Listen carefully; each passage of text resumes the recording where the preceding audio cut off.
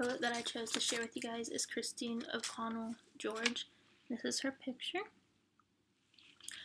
She has a love for writing and a love for children, so she put those two together and wrote poetry books for children.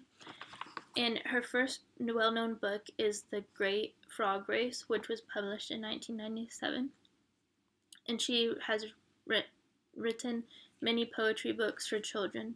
And here are some of the names: Fold Me a Poem, Up, Hummingbird Nest, a Journal of Poems, Swimming Upstream Middle School Poems, Book, Toasting Marshmallows, Camping Poems, Little Dog Poems, Old Elm Speaks Tree Poems, and The Great Frog Race.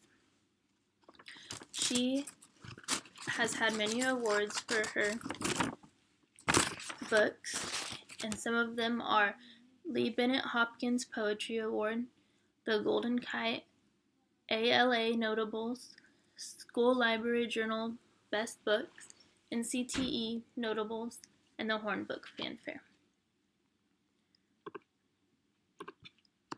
Here is one of the books I'm going to share with you guys from her. It's called Emma Dilemma, Big Sisters by Christine O'Connell George and illustrated by Nancy Carpenter.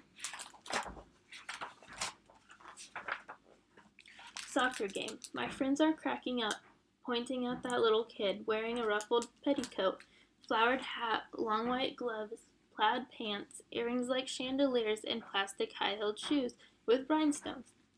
That kid who's jumped up and down on the bleachers, waving her feather bow, yelling at me, "Go, Jessica!" I pretended I've never seen that kid ever before in my whole entire life. Stuff grown-ups say. I wish grown-ups would quit saying we look like sisters, because I told Emma we got her at the hardware store. I wish grown-ups would quit saying, "I'll bet you're a very good big sister." Now what? They never ask Emma if she's a very good little sister, not once, not ever. Role model. Emma copies everything I do, and sometimes I don't do something I might do or really want to do because I know she is always watching every single thing I do. Emma's hand is just the right size to fit inside mine. Emma's hand is a warm, soft, friendly, sticky. Emma Dilemma. Sometimes Dad calls her my little sister, Emma Dilemma. Dad says a dilemma is an interesting problem. I know Dad's joking, but sometimes Emma is my dilemma. Translator. I am often the only one who understands Emma language.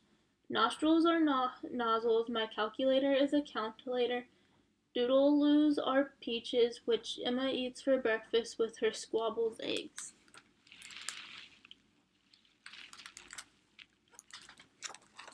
Dracula. Emma leaps out at me, cape fangs, fake blood, scared you, did not, did too, did not. I like to start the day with a scream.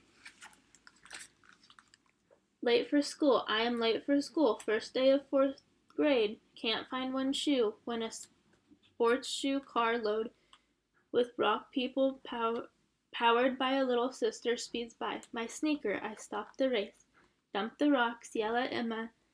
Put on my shoes and run for the bus, just as Emma shouts to cry.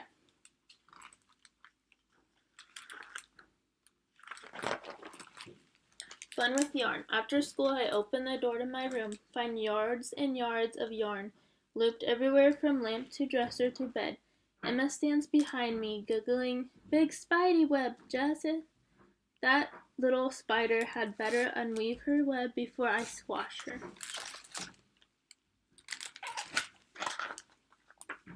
Bed partner. Late at night, the sound of duck slippers pounding down the hall. Emma crawling into bed with me because she thought there were a huge monster in her room. Early morning, waking up icy cold because a certain little monster is hogging all the covers. Collector. One of the reasons Emma loves me is that I am the only one who can remember the names of all her rocks.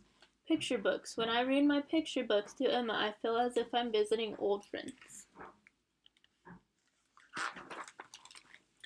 Funny, I told a joke at school and no one laughed. I told the joke at dinner and Emma laughed so hard her milk came out her nose. Mom and Dad said I can't tell that joke at dinner ever again. Not funny. Emma's knock knock jokes go like this.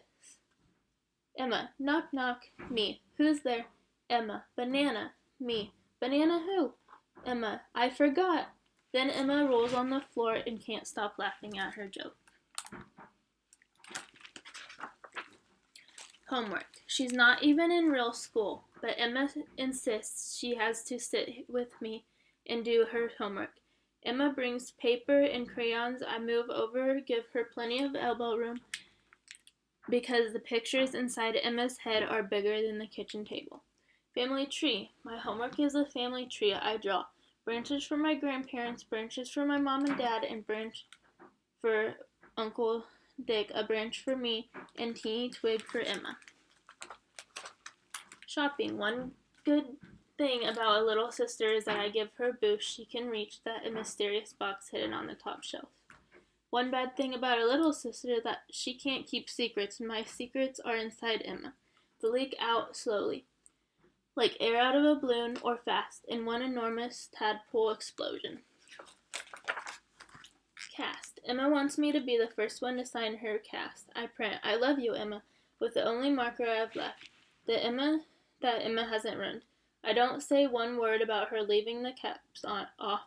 I think of something else, and I carefully write, "You are my Emma dilemma."